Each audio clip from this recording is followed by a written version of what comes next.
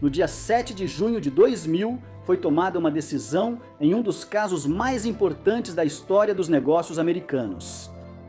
O Distrito de Colômbia ordenou que a Microsoft, empresa fundada por Bill Gates em 1975, fosse dividida em resposta ao abuso das leis de monopólio e antitrust dos Estados Unidos. Se a decisão fosse adiante, essa teria sido a maior desmontagem corporativa nos Estados Unidos desde a Standard Oil de John D. Rockefeller em 1911. No final, a decisão foi revertida em recurso e, de qualquer forma, a Microsoft perdeu participação de mercado para a Apple e o Google nos anos seguintes. Mas como a Microsoft conseguiu alcançar uma posição de domínio de mercado em primeiro lugar? Esta é a história de Bill Gates e a ascensão da Microsoft.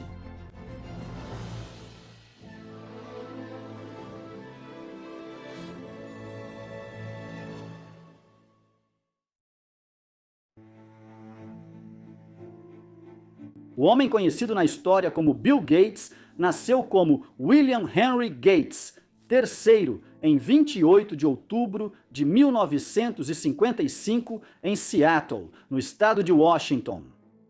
Seu pai, William Henry Gates. Segundo, havia se alistado no exército durante a Segunda Guerra Mundial, mas chegou ao Japão quando a guerra já havia terminado. Após retornar a Seattle, ele se formou em Direito pela Universidade de Washington e estabeleceu um escritório de advocacia bem-sucedido. Depois que seu filho ficou famoso como Bill Gates, ele passou a se chamar Bill Gates Sr. Sua mãe, Mary Maxwell Gates, veio de uma família de banqueiros. Ela estava cursando licenciatura em Educação na Universidade de Washington quando conheceu o pai de Bill. Eles se casaram em 1951. A primeira filha deles, uma menina chamada Christy, nasceu no início de 1954, cerca de 2 anos antes do filho deles, Bill. Enquanto a filha mais nova deles, Libby, viria depois, quase uma década depois, em junho de 1964.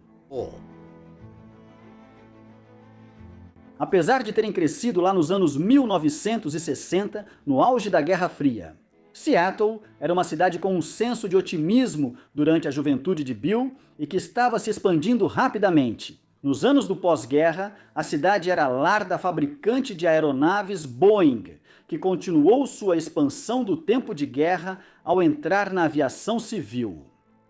Quando Bill tinha 6 anos de idade, Seattle sediou a exposição Century 21, uma feira mundial focada em tecnologia espacial.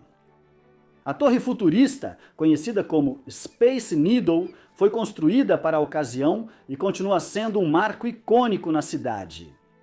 Embora fosse um leitor voraz, Bill era uma criança inquieta, que achava a maioria das aulas desinteressante e frequentemente interrompia a classe.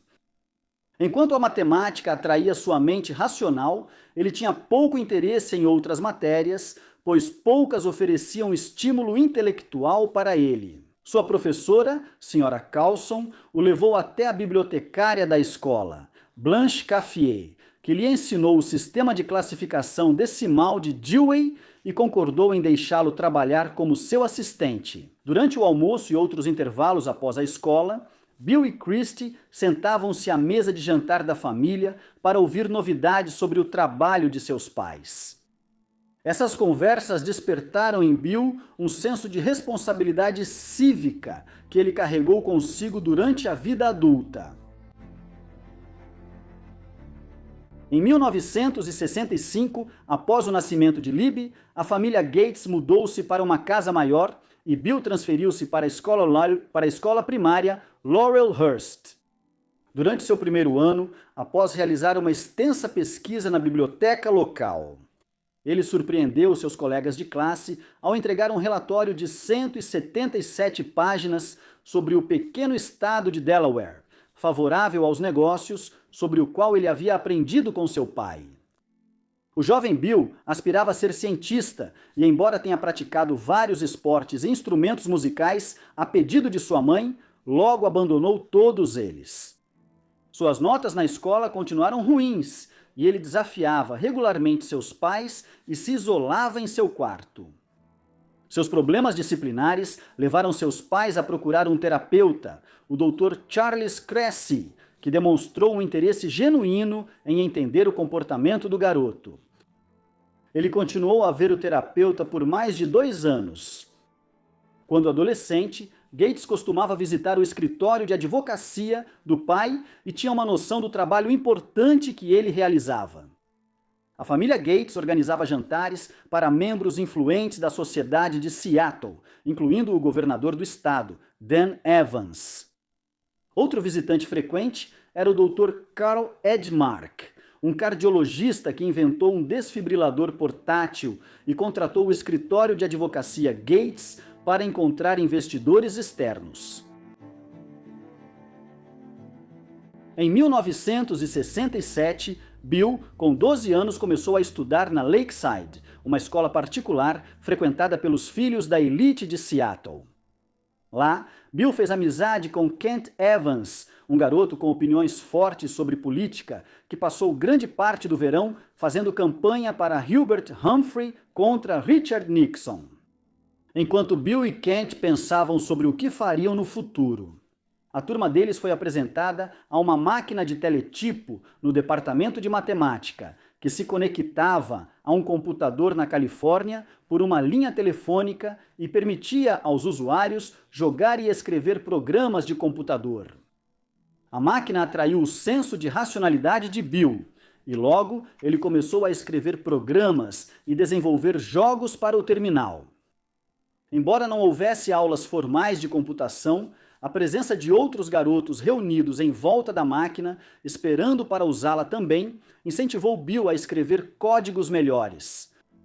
Seus esforços chamaram a atenção de um garoto mais velho chamado Paul Allen, que começou a propor desafios para ele resolver.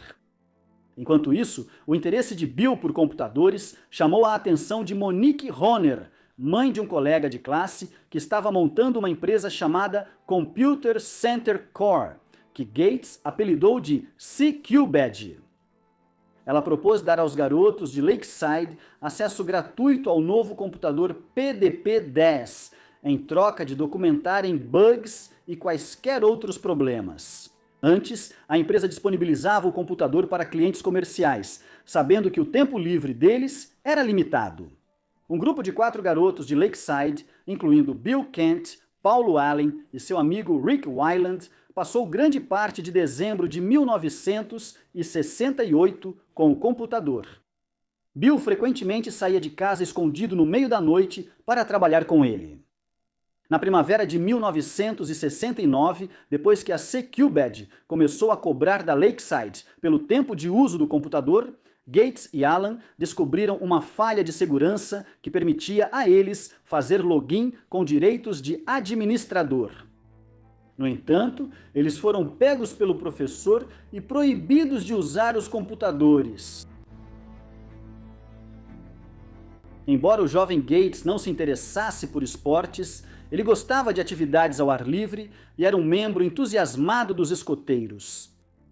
Ele fez amizade com um líder escoteiro chamado Mike Collier e fazia parte de um pequeno grupo que fazia longas caminhadas em terrenos difíceis. Em suas memórias de 2025 código-fonte, Gates descreveu uma caminhada particularmente exaustiva em junho de 1971, durante a qual passava o tempo pensando no projeto de programação em que estava trabalhando e criando mentalmente o código mais elegante que já havia escrito. Na adolescência, Gates também começou a levar a escola a sério e seus esforços foram recompensados com notas A e B em todas as matérias no 9º ano. Quando Gates começou o ensino médio, a Lakeside passou a oferecer uma aula introdutória de ciência da computação, com o professor Bob Hague ocupado trabalhando em um programa para agendar as aulas automaticamente, antes da fusão prevista da escola com a escola local de meninas. Gates e seus amigos Kent Evans, Paul Allen e Rick Wyland deram a aula chamando-se de Grupo de Programação da Lakeside. Os quatro tentaram conseguir tempo gratuito de computador da Information Sciences Incorporated, uma empresa sediada em Portland, Oregon. Em troca, a ISI designou aos garotos a tarefa de escrever um programa para automatizar a folha de pagamento de um de seus clientes. O projeto era mais complicado do que o esperado e envolvia escrever código em COBOL que apenas Weiland conhecia. No entanto, quando os garotos de Lakeside entregaram seu programa de folha de pagamento em março de 1971, os executivos da ISI ficaram suficientemente impressionados com o trabalho deles para lhes atribuir projetos futuros.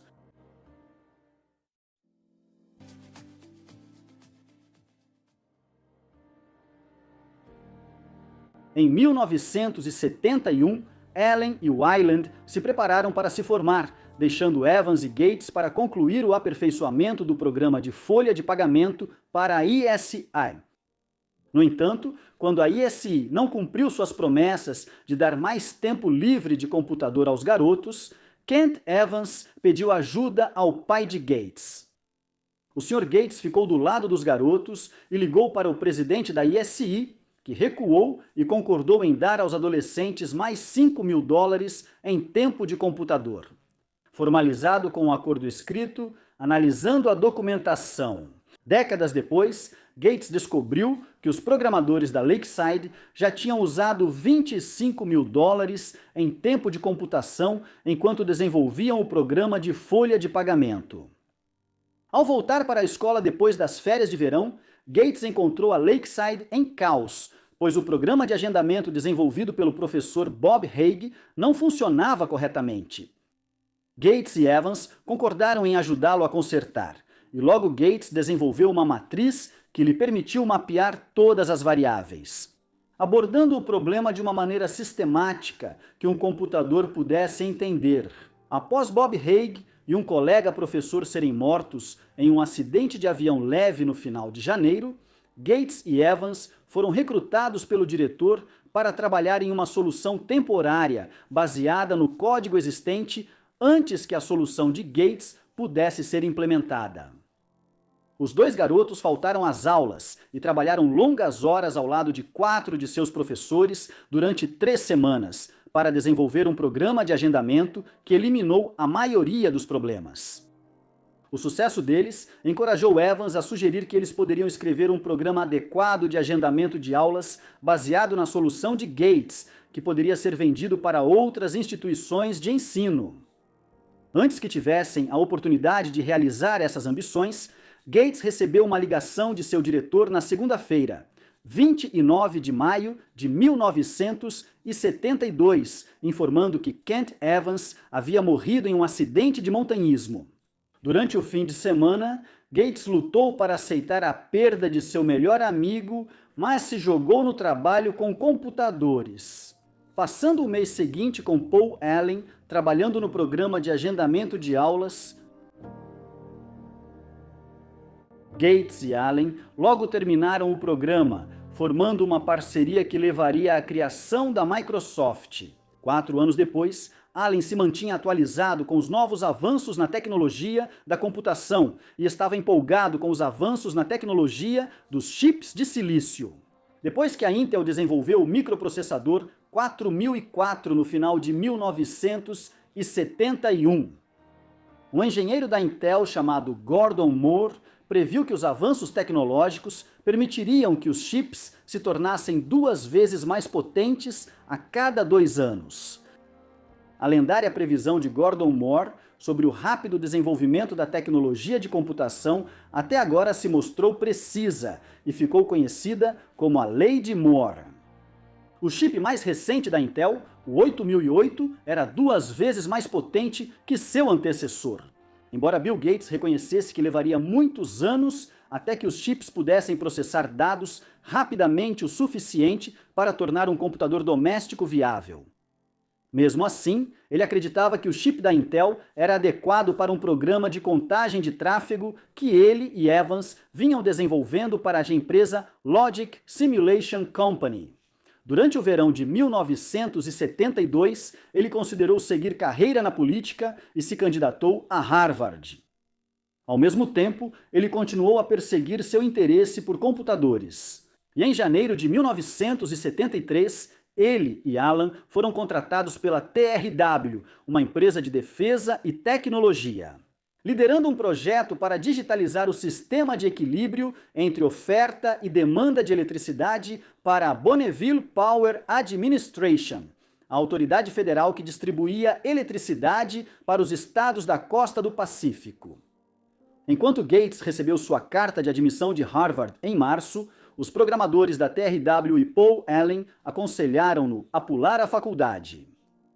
Quando Gates ignorou o conselho deles e foi iniciar seus estudos em Harvard, isso levou a uma ruptura temporária entre ele e Allen. Embora Gates tivesse indicado que queria seguir carreira em negócios ou direito em sua carta de aplicação para Harvard, ele acabou fazendo aulas de engenharia e matemática. Como Harvard não oferecia cursos de computação para graduação, ele logo conseguiu acesso ao laboratório de informática da universidade, onde encontrou um PDP-1, um predecessor do conhecido PDP-10, famoso por suas capacidades de exibição gráfica. Apesar de ser muito mais lento, Gates esperava conectar o PDP-1 ao PDP-10 por meio de uma rede. Para criar um jogo de beisebol, o projeto foi muito mais desafiador do que o esperado, e embora tenha recebido um A, ele não conseguiu reproduzir um jogo completo até então. Os amigos de Gates em Harvard também o incentivavam a largar a faculdade e procurar um emprego na indústria de computação. Gates decidiu se candidatar a várias vagas de emprego em programação e recebeu uma oferta da DEC, a empresa que fabricava o PDP-10. Embora Gates tenha ficado impressionado com a DEC e sentisse que suas habilidades eram valorizadas pelos entrevistadores, ele recusou a oferta e permaneceu em Harvard para o segundo ano. Ele tinha o hábito de negligenciar as aulas para as quais havia se inscrito para assistir a outras palestras que achava interessantes. Ele ficou feliz por se reunir com Paul Allen, que havia aceitado uma oferta de emprego na Honeywell e se mudado para Boston. Os dois se encontravam frequentemente para almoçar, e Allen apresentava suas ideias sobre desenvolver um computador pessoal acessível usando chips da Intel. Gates estava hesitante em trabalhar com hardware e preferia focar no desenvolvimento de software, já que eles não poderiam escrever software sem o hardware. A dupla aguardou por um computador baseado no novo microprocessador AT80 da Intel. Em dezembro de 1974, Allen informou Gates sobre o novo Altair, um kit de computador pessoal desenvolvido por uma empresa chamada MIT-S, que podia ser comprado e desmontado por menos de $400. Depois que Allen escreveu um programa para simular o Altair no PDP-10 Gates, escreveu uma versão da linguagem de programação BASIC, que podia ser usada no Altair. Quando a dupla propôs vender o software para a MIT-S, Gates foi informado pelo presidente da empresa, Ed Roberts, que o Altair ainda era um protótipo e não estava pronto para rodar o código. Eles teriam que esperar até que a tecnologia alcançasse o trabalho deles. Com a ajuda de um calouro de Harvard chamado Monty Davidoff, Gates e Allen venceram a corrida para desenvolver um programa que pudesse ser usado pela MIT-S. Allen voou para encontrar a equipe da MITS no Novo México e demonstrou o código digitando o comando simples. 2 mais 2 que o computador retornou como 4. Depois que Allen continuou executando um jogo simples no dispositivo, Ed Roberts ficou devidamente impressionado e concordou em licenciar o interpretador BASIC na hora. Ele informou a Allen que a MITS havia feito o Altair como uma última tentativa de salvar a empresa, mas recebeu muito mais pedidos do que poderia produzir antes de assinar o contrato com a MITS. Allen e Gates precisavam criar um nome para o novo empreendimento deles. Por sugestão de Alan, eles adotaram o nome Microsoft, já que iriam desenvolver softwares para microprocessadores. Em abril de 1975, Allen foi para o Novo México trabalhar no software como funcionário da MITS. De volta a Harvard, Gates enfrentou medidas disciplinares por usar o PDP-10 de Harvard, que havia sido fornecido pelo Departamento de Defesa dos Estados Unidos em 1969 para trabalhar em um produto comercial e permitir que Allen e Davidoff tivessem acesso não autorizado ao laboratório de informática. Gates havia evitado contar aos pais sobre o trabalho de programação que estava fazendo. Mas a possibilidade de ser expulso o levou a ligar para o pai. E, escrevendo uma carta de 10 páginas explicando suas ações e pedindo desculpas por violar qualquer regra, Gates recebeu uma advertência, mas nenhuma punição adicional. O Altair fascinou não só Gates e Allen, mas milhares de entusiastas de informática em todos os Estados Unidos que estavam ansiosos para colocar as mãos na máquina. Isso inspirou a criação do Homebrew Computer Club na Califórnia, que reuniu dezenas e depois centenas de entusiastas de tecnologia. Entre os membros estavam Steve Wozniak e seu amigo Steve Jobs, que foram inspirados a desenvolver um computador próprio que se tornou o Apple I. Durante o verão de 1971, Bill Gates estava em Palo Alto em uma demonstração de seu programa básico, quando alguém roubou uma cópia extra da fita com o código.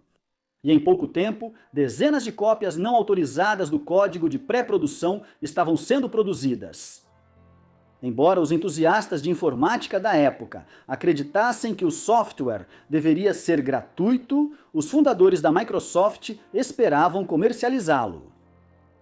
Entusiastas de informática passam o verão em Albuquerque trabalhando no BASIC, corrigindo bugs existentes e desenvolvendo versões do software com capacidades adicionais. Enquanto Allen desenvolvia ferramentas para possibilitar mais inovações, Gates assumiu o comando do desenvolvimento de software e da gestão dos negócios, reivindicando 60% das ações da empresa.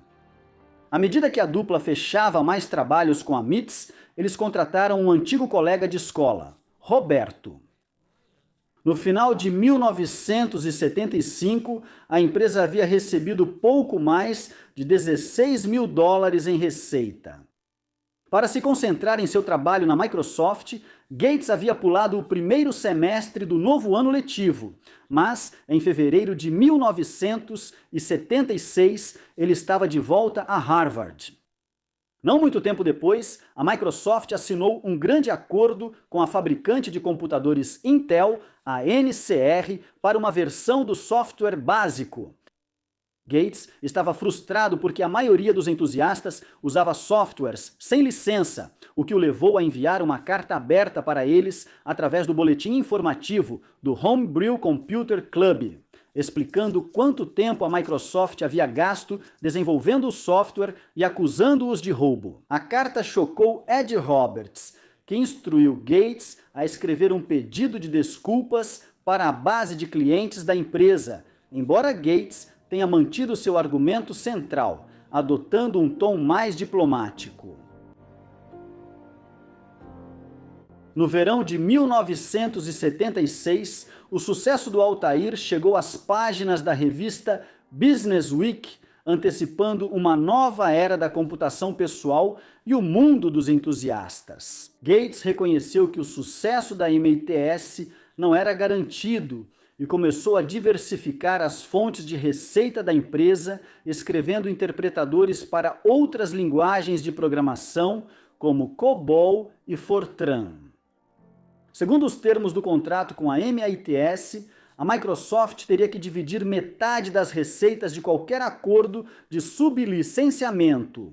Em novembro, a Microsoft foi oficialmente incorporada no Novo México, retirando o hífen que havia usado em seu primeiro ano. À medida que a empresa recebia consultas de uma lista crescente de clientes em potencial, Bill Gates recebeu uma licença adicional de Harvard em janeiro de 1977 e nunca voltou para completar seu ano. Em abril, Bill Gates foi à primeira feira de computadores da Costa Oeste em São Francisco, onde ficou surpreso ao ver todas as exposições sobre computadores pessoais. O evento foi a ocasião do primeiro encontro entre Bill Gates e Steve Jobs e marcou o início de um relacionamento caracterizado tanto pela cooperação quanto pela competição.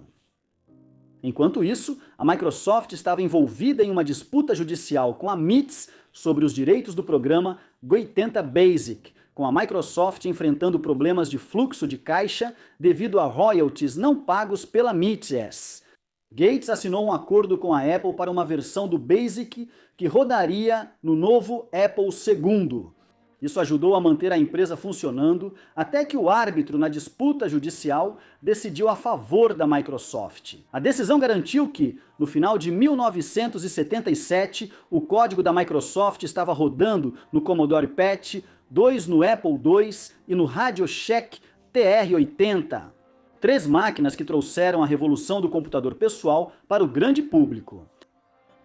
Depois de sair da sombra da MITS, Gates e Allen mudaram a sede da Microsoft para o subúrbio de Bellevue, em Seattle, em janeiro de 1979. Com o Basic, Gates foi pioneiro no licenciamento de software para fabricantes de hardware de computação, um modelo de negócios que um dia o tornaria o homem mais rico do mundo. No entanto, nos primeiros dias da Microsoft, Gates reclamava que apenas uma pequena fração dos usuários pagava pelo software e que a Lei de Direitos Autorais dos Estados Unidos demorava a acompanhar. À medida que as operações da Microsoft se expandiam, Gates passou a gastar menos tempo escrevendo código e mais tempo gerenciando sua equipe em crescimento. Ele fazia questão de contratar as mentes mais brilhantes do país, embora sua reputação de chefe rigoroso afetasse as taxas de retenção. Uma de suas contratações mais importantes foi Steve Ballmer, um estudante de pós-graduação em Stanford, que havia sido um velho amigo em Harvard. Gates convenceu Ballmer a entrar para a Microsoft como gerente de negócios. O grande avanço da Microsoft veio em julho de 1980, quando a IBM, o gigante do mundo da computação, procurou a empresa para fornecer software para seu projeto de computador pessoal. A conexão foi facilitada pela mãe de Bill, que conhecia o CEO da IBM, John Opel. Após concordar em escrever um interpretador BASIC para a IBM, a Microsoft também garantiu os direitos de fornecer um sistema operacional para o IBM PC. Como a Microsoft nunca havia criado um sistema operacional antes e não teria tempo para desenvolver o seu próprio, Gates adquiriu todos os direitos de um produto desenvolvido pela Seattle Computer Products chamado 86DOS, que foi renomeado para MS-DOS. Como parte do acordo, os compradores eram obrigados a assinar uma declaração de que só poderiam usar o software em uma única máquina. Embora a Microsoft tenha recebido apenas uma taxa única de $50 mil da IBM, o sucesso do IBM PC fez do DOS o padrão de fato da indústria, permitindo que a Microsoft vendesse versões do software para clientes que não eram da IBM. A Microsoft também começou a vender um processador de texto desenvolvido por Carlos Simonii, um programador nascido na Hungria que entrou para a empresa em 1981.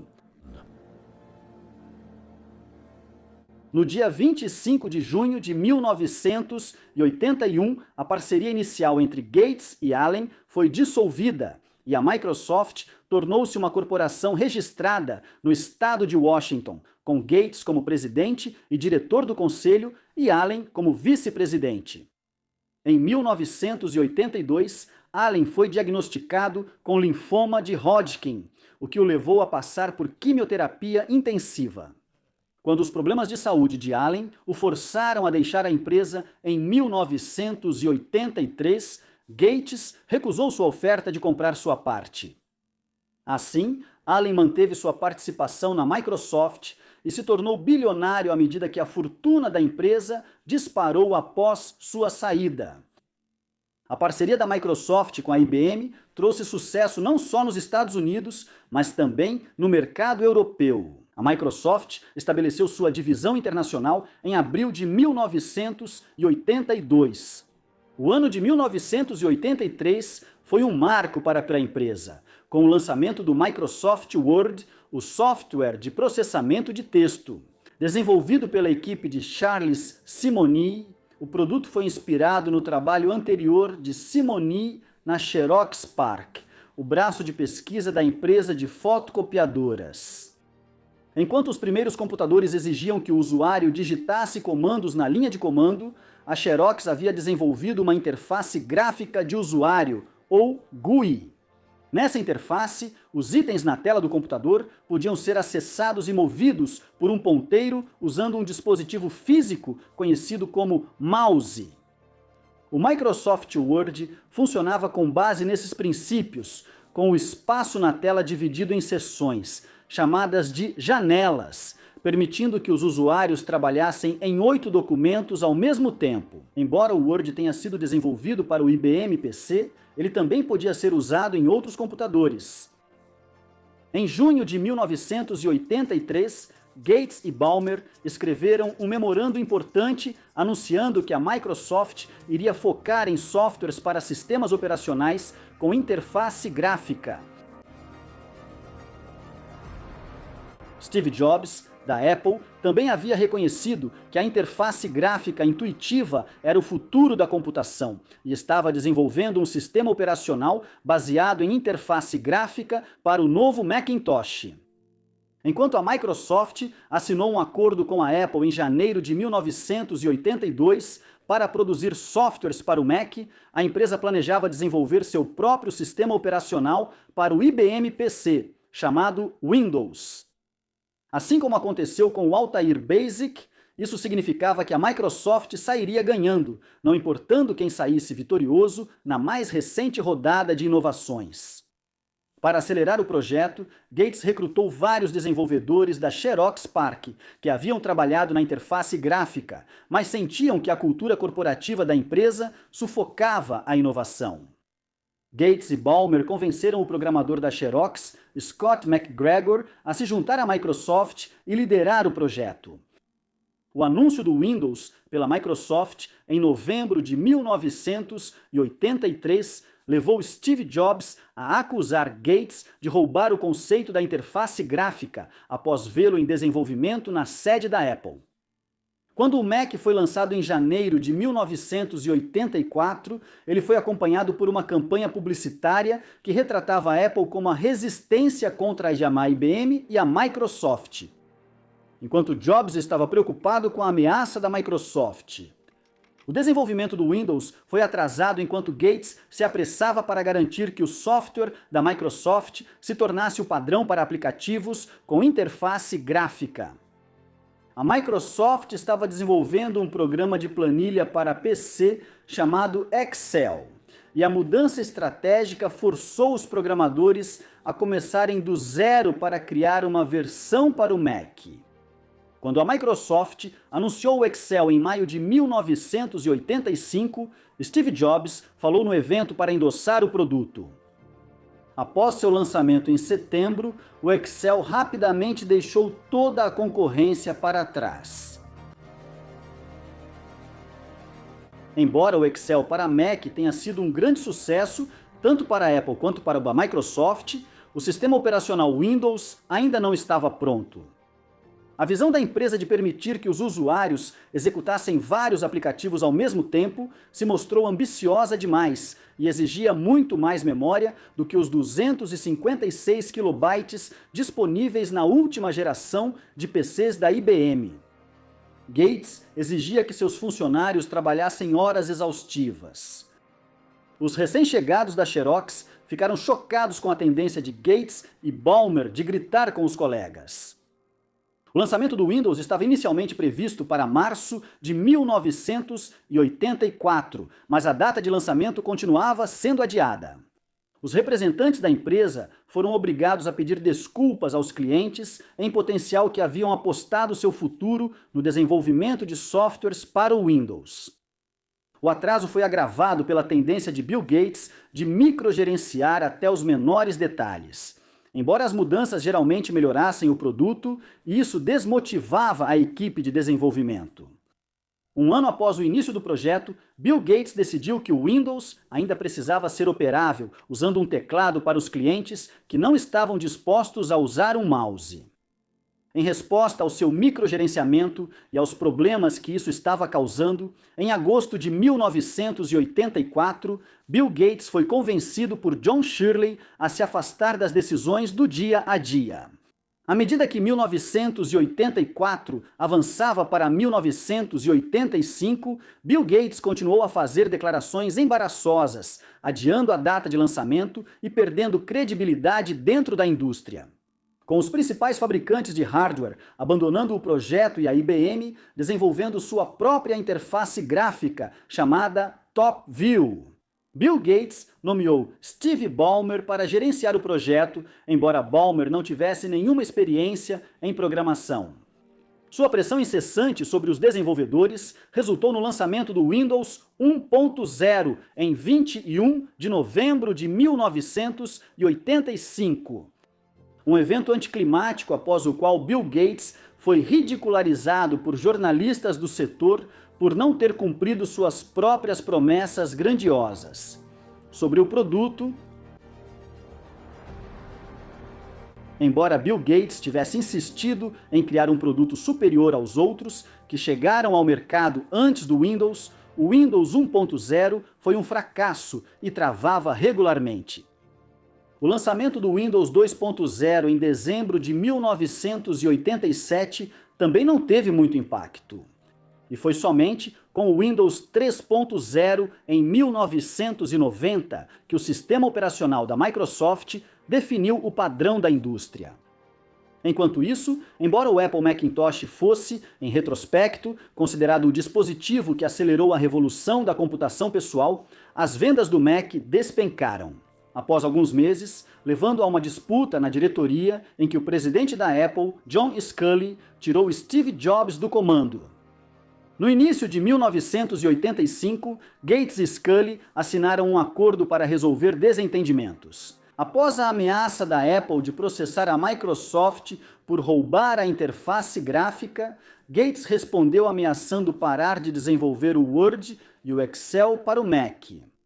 Em março de 1986, a Microsoft abriu seu capital a $21 por ação, apesar da imprensa negativa sobre o Windows. As ações subiram para $75 até o final do dia. Embora a empresa estivesse gerando lucros saudáveis com as vendas do M2 e não precisasse do capital extra, os $61 milhões, algumas semanas depois da abertura de capital. Quando a Microsoft estava sendo negociada a cerca de $35 por ação, a participação de Gates valia $350 milhões. Em menos de um ano após abrir o capital, as ações da Microsoft ultrapassaram $90 por ação, tornando Gates o bilionário mais jovem da história dos Estados Unidos. Embora Gates esperasse manter a empresa pequena e ágil, ela já tinha 1.200 funcionários. Na época do IPO, ou oferta pública inicial, a Microsoft atendeu a eles mudando sua sede para um campus em Redmond, nas proximidades. Lá, Gates insistiu que os supervisores da empresa avaliassem os membros da equipe a cada 6 meses. Qualquer pessoa que ficasse entre os 5% mais baixos era demitida. A política só foi confirmada oficialmente pela Microsoft quando foi descartada em 2013. Enquanto a Microsoft trabalhava no Windows 2.0, ela também desenvolvia uma versão do software para a IBM chamada Presentation Manager. Temendo que o novo sistema operacional superasse o Mac, a Apple entrou com um processo em março de 1988, alegando que a Microsoft havia roubado a interface gráfica da Apple. Gates achou a situação ridícula, já que a interface gráfica havia sido inventada pela Xerox, um fato que a Microsoft nunca negou.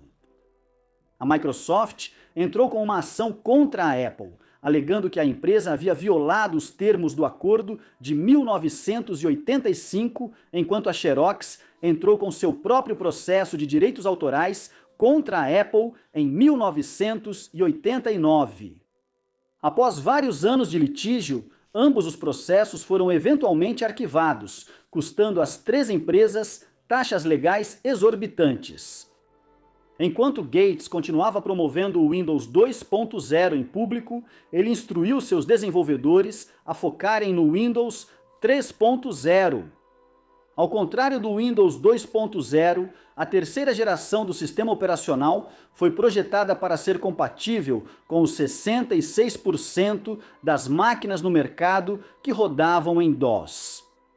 A Microsoft gastou 3 milhões de dólares no evento de lançamento do Windows 3.0 em maio de 1990. Nessa ocasião, o hype foi justificado e o Windows 3.0 se tornou o produto de software de venda mais rápida da história. Depois, em outubro de 1990, a empresa lançou o Microsoft Office, um pacote com 3 produtos: Word, Excel e PowerPoint. A combinação do Windows 3.0 com o Microsoft Office não só permitiu aos clientes acessar um computador com as mesmas capacidades de um Mac por um custo muito menor, como também permitiu que a Microsoft abandonasse efetivamente sua parceria com a IBM. O trabalho no desenvolvimento do Presentation Manager terminou no início de 1991. O novo status da Microsoft como gigante da indústria de computadores atraiu a atenção da Comissão Federal de Comércio dos Estados Unidos, que iniciou uma investigação sobre a empresa em março de 1991. Bill Gates foi amplamente criticado pela imprensa por empregar táticas agressivas de negociação e usar a posição dominante da Microsoft no mercado para pressionar empresas menores a aceitarem seus termos. À medida que o escopo da investigação se expandiu, a Comissão Federal de Comércio também examinou alegações de que a Microsoft havia roubado a propriedade intelectual de empresas menores com as quais estava negociando para adquirir. Apesar da controvérsia ter afetado o preço das ações da Microsoft, Bill Gates não se preocupou, dizendo que as ações já precisavam de correção. E a queda em seu patrimônio líquido não afetou suas atividades do dia a dia.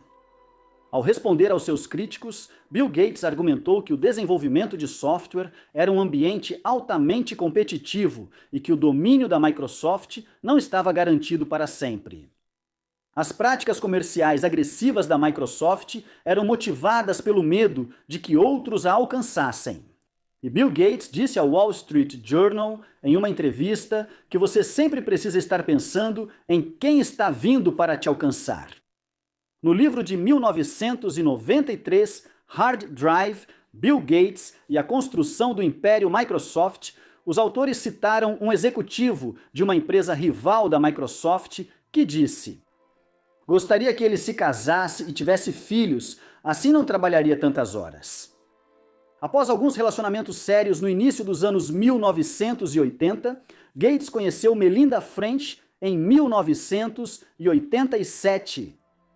Ela havia ingressado recentemente na empresa e, enquanto namorava o presidente e diretor executivo, foi subindo gradualmente de cargo. O casal se casou no dia de Ano Novo de 1994 em uma cerimônia privada no Havaí. A primeira filha deles, uma menina chamada Jennifer, nasceu 2 anos depois, em abril de 1996. O filho deles, Rory, nasceu em maio de 1999 e a caçula, Phoebe, nasceu em setembro de 2002. Alguns meses após seu casamento, A mãe de Gates, Mary, morreu de câncer em junho de 1994, aos 65 anos de idade. Uma filantropa influente, Mary havia incentivado seu filho a usar sua riqueza extraordinária para atividades de caridade. Em 1994, Gates e seu pai, Bill Gates Sr., fundaram a Fundação William H. Gates. A instituição de caridade demorou a crescer, pois Bill Gates ainda trabalhava intensamente na Microsoft, defendendo a posição da empresa no mercado. Em maio de 1995, ele enviou um memorando à equipe prevendo que a internet revolucionaria a computação. Durante o desenvolvimento do seu navegador para competir com o Netscape Navigator, líder do mercado, a Microsoft avançava no processo. Gates estava preocupado que concorrentes desenvolvessem hardwares mais baratos que permitissem aos usuários se conectar à internet sem um computador. As preocupações de Gates acabariam se concretizando, mas a Microsoft aumentaria seu domínio no mercado de softwares com o lançamento do Windows 95 em agosto de 1995, um sucesso absoluto que vendeu 40 milhões de cópias em seu primeiro ano. Enquanto isso, a grande rival do Windows, a Apple, teve dificuldades para avançar depois que Steve Jobs deixou a empresa em uma tentativa desesperada de reverter a situação. Em 1997, a Apple convidou Steve Jobs para voltar como CEO, já que a empresa estava desesperadamente precisando de dinheiro. A Microsoft entrou em cena como uma salvadora improvável e investiu 150 milhões de dólares em ações sem direito a voto, junto com um amplo acordo para fornecer o Microsoft Office e o Internet Explorer para o Mac. Quando o acordo foi anunciado pela Apple, Bill Gates apareceu por videoconferência, projetado em uma grande tela, ofuscando Steve Jobs no palco. Embora o acordo tenha se mostrado um salva-vidas vital para a Apple, tanto Bill Gates quanto Steve Jobs mais tarde se arrependeram de como o evento foi organizado. Alguns meses após o acordo com a Apple, o Departamento de Justiça dos Estados Unidos abriu um novo processo antitrust contra a Microsoft. A investigação mais recente focou na prática da Microsoft de incluir o Internet Explorer como navegador padrão nas cópias do Windows enviadas para fabricantes terceirizados. A Microsoft estava fornecendo o navegador gratuitamente em uma época em que os concorrentes normalmente cobravam pelo software. Isso gerou alegações de que a empresa estava usando seu poder financeiro para tirar os concorrentes do mercado. A Microsoft argumentou que o Internet Explorer era uma ferramenta integrada ao sistema operacional Windows, o que tornava mais conveniente para os usuários se conectarem à internet, em vez de terem que baixar um novo navegador.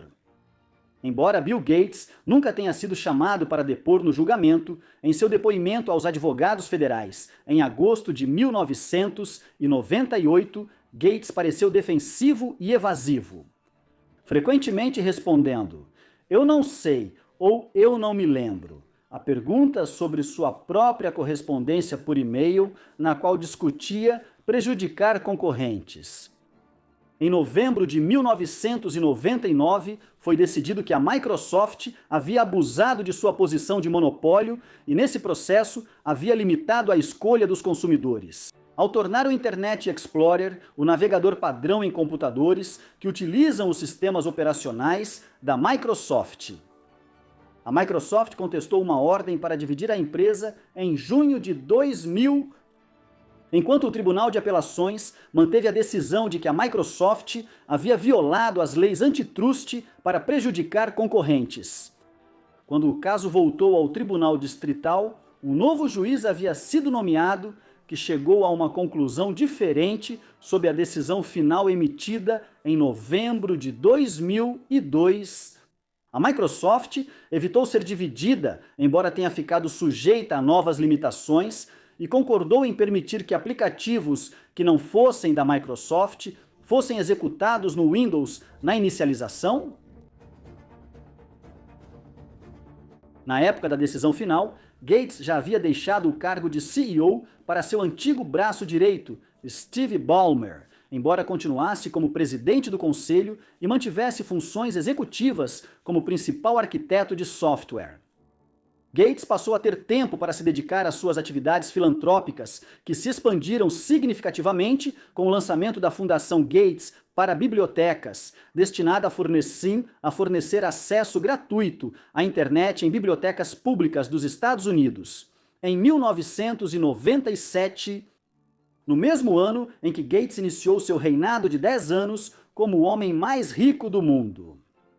A filantropia de Gates também se estendeu ao apoio à saúde em países em desenvolvimento, onde milhões de pessoas morriam de doenças tratáveis. Em 2000, as duas instituições de caridade de Gates se fundiram para formar a Fundação Bill e Melinda Gates. Em 2003, a fundação lançou uma iniciativa para financiar pesquisas sobre doenças prevalentes em países em desenvolvimento. Os milhões gastos em iniciativas globais de saúde e educação permitiram que a Fundação Gates desenvolvesse expertise no campo, incentivando outros americanos ricos a apoiarem seu trabalho. Gates era amigo do lendário investidor Warren Buffett desde a década de 1990 e substituiu a falecida esposa de Buffett, Susan, no conselho da Berkshire Hathaway em 2004. 2 anos depois, Buffett se juntou à Fundação Gates como curador e prometeu mais de 30 bilhões de dólares para suas causas. Em 2010, Buffett se juntou a Bill e Melinda Gates para lançar o Giving Pledge, uma iniciativa para incentivar as famílias mais ricas dos Estados Unidos a doar a maior parte de sua fortuna para À medida que Gates dedicava mais do seu tempo à filantropia, o domínio da Microsoft na indústria de software estava em risco. Após o sucesso do Windows 95, a Microsoft continuou lançando novas versões do Windows, incluindo o Windows 98 em junho de 1998 e o Windows XP em agosto de 2001. Embora ambos os sistemas operacionais continuassem dominando o mercado, a Microsoft foi perdendo participação gradualmente para a Apple depois que Steve Jobs mudou o rumo da empresa. Na virada do século XXI, os usuários da Apple tinham acesso a um conjunto poderoso de ferramentas criativas, embora a um preço mais alto do que a maioria dos PCs com Windows. Embora Bill Gates tenha argumentado mais tarde que as dificuldades da Microsoft foram causadas em parte pelas limitações impostas pelo governo federal, a empresa perdeu oportunidades além dos computadores pessoais. Bill Gates sempre acreditou que o desenvolvimento da tecnologia dos microchips, de acordo com a Lei de Moore, permitiria que os dispositivos se tornassem cada vez menores. Enquanto promovia sua iniciativa de fornecer acesso gratuito à internet em bibliotecas, Bill Gates previu que livros e jornais seriam cada vez mais digitalizados. No entanto, quando os desenvolvedores da Microsoft criaram um protótipo de leitor digital em 1998, Bill Gates decidiu não dar continuidade ao desenvolvimento, com base no fato de que o leitor em tela cheia não compartilhava da linguagem de design do Microsoft Windows. Levaria mais 9 anos até que a Amazon lançasse o Kindle, o leitor digital mais popular do mundo. A Microsoft também demorou a responder quando a Apple lançou o iPod em 2001. Ela permaneceu à margem por mais 5 anos, até lançar o Zune em 2006 em parceria com a Toshiba. Apesar de ser mais acessível do que o iPod, o Zune era um dispositivo muito maior e teve dificuldades para desafiar o domínio da Apple. A linha de produtos foi descontinuada em 2011. Além de não conseguir desafiar o iPod, a Microsoft também perdeu uma grande oportunidade no mercado de smartphones.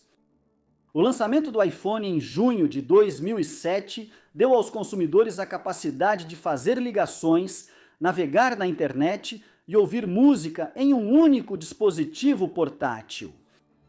O alto preço dos produtos da Apple criou uma oportunidade para empresas de software desenvolverem um sistema operacional que definiria o padrão para smartphones que não fossem da Apple.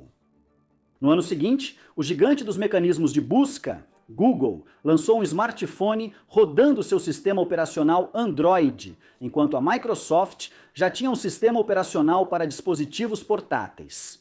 Seu sistema operacional Windows Phone só foi lançado em outubro de 2010 e, no final das contas, não conseguiu desafiar o duopólio Apple Android. Enquanto Bill Gates havia se afastado de suas responsabilidades do dia a dia, entre 2006 e 2008, ele mais tarde culpou suas próprias falhas de gestão. Por ter perdido o mercado de smartphones de 400 bilhões de dólares, no início dos anos 2010, a Microsoft também perderia para o Google no mercado de navegadores web. O Internet Explorer inicialmente enfrentou um forte desafio da Mozilla. O Firefox e sua participação de mercado caiu de quase 70% em 2007 para pouco mais de 50% em janeiro de 2010. Enquanto isso, o Google Chrome, lançado em setembro de 2008, rapidamente ganhou participação de mercado, superando tanto o Internet Explorer quanto o Firefox. Na segunda metade de 2012, o Internet Explorer e seu sucessor, o Microsoft Edge, acabariam ficando em terceiro lugar, atrás do navegador Safari da Apple, enquanto o Windows continuava sendo o sistema operacional dominante para PCs. O lançamento do Windows Vista em 2007 foi uma decepção após 5 anos de desenvolvimento. A Microsoft lançou em seguida o popular e fácil de usar Windows 7 em 2009. Mas o lançamento do Windows 8 em 2012 provocou uma onda de reclamações. Devido à remoção do menu iniciar, que foi restaurado em 2013 com o Windows 8.1,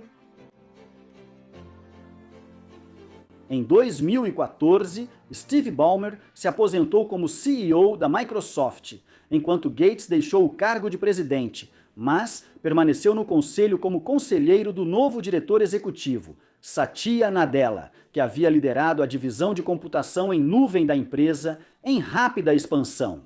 Sob a liderança de Nadella, a Microsoft experimentou uma revitalização ao apostar fortemente no seu negócio de nuvem, o Microsoft Azure. Embora Gates tenha alertado sobre os riscos da inteligência artificial, a Microsoft também está na vanguarda do desenvolvimento de IA, com uma participação de 49% na OpenIA. A recuperação do preço das ações da Microsoft permitiu que Gates recuperasse sua posição como o homem mais rico do mundo em várias ocasiões, sendo a mais recente em 2019. A maior parte das ações da Microsoft de Gates foi transferida para uma Fundação Gates, que continua comprometida em melhorar a saúde global. Ela é, por exemplo, uma líder nos esforços globais para erradicar a poliomielite por meio da vacinação, eliminando com sucesso a doença do Sudeste Asiático em 2014 e da África em 2020. Gates também continua sendo um dos principais defensores da transição dos combustíveis fósseis para as energias renováveis, argumentando que isso tornaria a energia não apenas mais limpa, mas também mais barata e confiável. Ele lançou iniciativas para ampliar investimentos públicos e privados em pesquisa e desenvolvimento de tecnologias verdes. Na Conferência das Nações Unidas sobre Mudanças Climáticas de 2015, em Paris, que resultou em um acordo internacional histórico para limitar o aquecimento global a menos de 2 graus Celsius. Seus interesses comerciais atuais incluem uma empresa de design de reatores nucleares chamada TerraPower e uma empresa canadense que pesquisa tecnologias de captura de carbono. Durante o governo Biden, Gates fez lobby por uma legislação importante sobre mudanças climáticas, que se tornou a Lei de Redução da Inflação de 2022. A transformação de Bill Gates de um executivo de tecnologia implacável para um dos principais filantropos defendendo causas nobres contribuiu para uma melhora significativa em sua imagem pública. No entanto, desde 2020, a reputação de Gates sofreu após uma série de revelações sobre sua vida pessoal. Em 2019, o New York Times informou que Gates havia visitado o condenado por crimes sexuais, Jeffrey Epstein, em várias ocasiões, desde que se conheceram pela primeira vez em 2011. Gates negou qualquer amizade com o financista desacreditado e disse que estava tentando convencer Epstein a contribuir com suas causas filantrópicas, além de afirmar que se arrepende de ter passado tempo com ele. Em março de 2020, Gates deixou os conselhos da Microsoft e da Berkshire Hathaway, enquanto afirmou que havia feito isso para se concentrar na filantropia. O Wall Street Journal informou em maio de 2021 que Gates havia sido investigado por causa de um caso extraconjugal com uma funcionária da Microsoft. No dia 3 de maio daquele ano, Bill e Melinda anunciaram a intenção de se divorciar, o que foi finalizado no início de agosto. Em junho de 2024, Melinda deixou o cargo de co-presidente da Fundação de Caridade do Casal, que foi oficialmente renomeada como Fundação Gates. Apesar disso, a fundação teve um papel importante na resposta global à pandemia de Covid-19 em 2020 e gastou mais de 2 bilhões de dólares em testes, tratamentos e desenvolvimento de vacinas em todo o mundo. Gates foi criticado por se recusar a aderir à campanha para que as empresas farmacêuticas abrissem mão dos direitos de propriedade intelectual a fim de acelerar a distribuição das vacinas. Enquanto isso, Gates também foi alvo de teorias da conspiração nas redes sociais que afirmavam que ele era responsável pela pandemia e que planejava usar isso para implantar microchips em humanos por meio das vacinas, o que levou Gates a comentar que ele tinha coisas melhores para fazer do que rastrear pessoas aleatórias. Gates contribuiu para a campanha presidencial de Kamala Harris em 2024 e criticou os cortes do governo Trump no orçamento de ajuda internacional via USAID. Bill Gates completou 70 anos em 28 de outubro de 2025 e pode haver mais capítulos em sua história de vida por vir, como suas memórias de 2025. O código-fonte revelou muitos detalhes até então desconhecidos de seus primeiros anos, e mais detalhes biográficos virão à tona à medida que ele planeja novos volumes cobrindo seu trabalho na Microsoft e sua filantropia. Seu legado até agora já o torna um dos empresários mais influentes da história mundial, além de um filantropo que financiou uma ampla variedade de iniciativas, desde saúde global até mudanças climáticas. É uma ascensão curiosa, de certa forma. Na infância teve dificuldades na escola. No entanto, sua habilidade em matemática alimentou seu interesse em computação nos anos 1970, quando a invenção do microprocessador de silício anunciou o início de uma nova era da computação pessoal. Já tendo participado de vários projetos de computação quando adolescente, Gates fundou a Microsoft ao lado de seu amigo de escola Paul Allen em 1975. A parceria da Microsoft com a IBM permitiu que seu sistema operacional MS-DOS se tornasse o padrão da indústria. Durante a década de 1980, a Microsoft desenvolveu o Word e o Excel e lançou o Windows, que continuam dominando partes do mercado de softwares para computação pessoal. O controle de mercado da Microsoft, especialmente durante a década de 1990, gerou uma condenação generalizada das táticas agressivas de negócios de Gates e levou a um caso federal de antitrust de grande destaque. Isso quase resultou na divisão da Microsoft. No início do século XXI, a Microsoft começou a perder espaço para a Apple e o Google, além das tecnologias de smartphones e navegadores de internet. Mesmo assim, Gates continuou sendo o homem mais rico do mundo e expandiu ainda mais suas atividades filantrópicas. Enquanto isso, a Fundação Gates teve papel fundamental no combate internacional à pandemia de Covid-19 e segue realizando trabalho vital no mundo todo.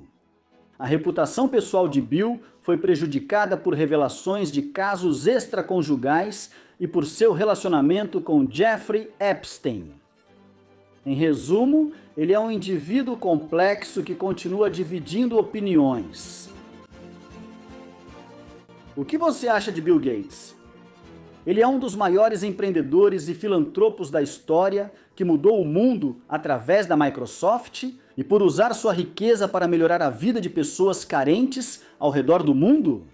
Ou ele é um empresário implacável, cujo sucesso foi alcançado supostamente roubando as inovações de seus concorrentes?